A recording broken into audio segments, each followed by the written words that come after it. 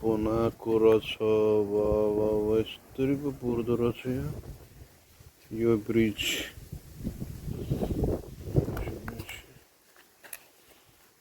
यस्तो माटो हालेर टक्क लाएर दामी तरिकाले पुर्दो रहेछ। यस्तो अन्डरग्राउन्ड यस्तो बनाउँदो रहेछ। ल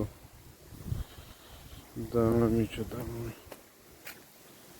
यो भयो पुल, यो भयो भित्र केही छैन। यस्तो अन्डरग्राउन्ड ठिक छ। ल यतापट्टि केही छैन। ल यतापट्टि यस्तो छ। ल यो भयो रोड हाम्रो। ठिक छ यस्तै हो क्या। यो वर्क हाउस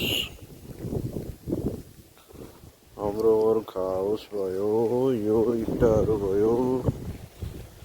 यो हाम्रो स्किप